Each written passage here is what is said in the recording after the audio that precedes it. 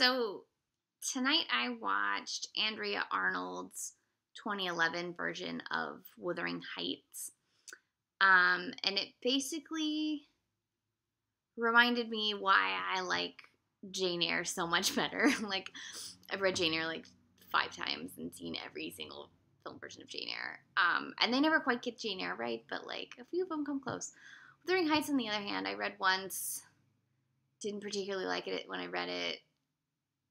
I mean, didn't hate it, but, and then the film versions never, okay, I haven't seen the Ralph Fiennes version, which apparently is like the only version where they do the third part of the book. And it's like, I hate it that the film versions don't do the third part of the book. The third part of the book is the generation with all their kids and the weird, like, plotting to take land and cousin incest and everything. But in as weird as that all is, it's like Emily Bronte's way of having a fucked up happy ending. Kind of. Like you can't have a happy ending in your current life, but maybe the future can. And that's sort of how it ends, with like slight bit of a happy note for the kids, even though the parents fucked up. And none of the movies ever let that happen. They just have the parents fucking up, which annoys me. And then Heathcliff is such a fucking asshole. He's an asshole character.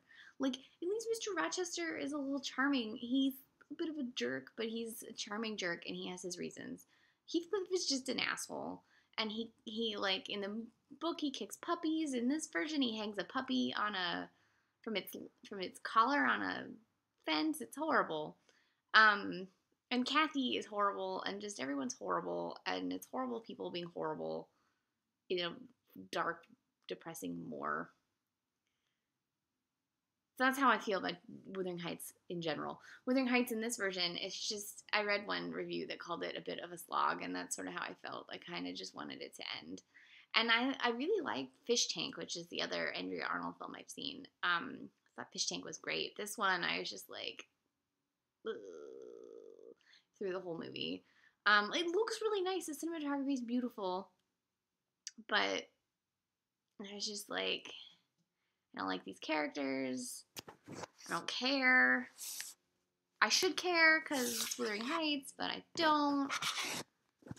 You're not even going to give me the cousin cest. Like, and it's like over 2 hours long. So, I watched it on Amazon Prime. So if you have Amazon Prime, you can have your own opinions on this Wuthering Heights.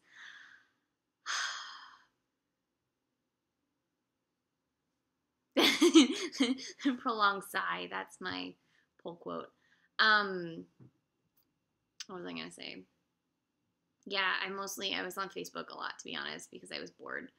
Like on my phone. Well, I don't do that often with movies, but this one I was just like, end already. Ugh. We'll frame this review like she frames the movie. Actually, I love shots like that, and cutaways to dying flowers. That's pretty cool. So yeah, I was not a fan of this one.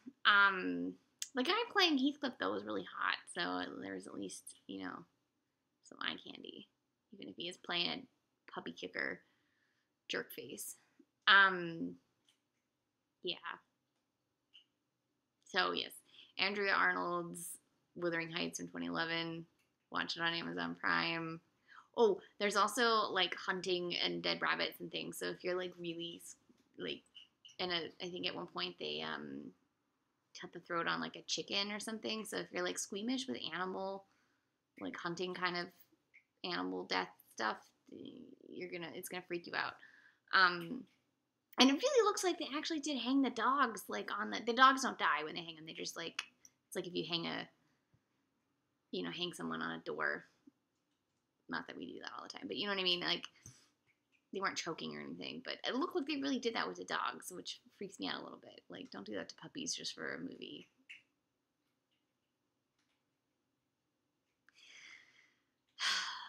Yep. Okay. Have a good night.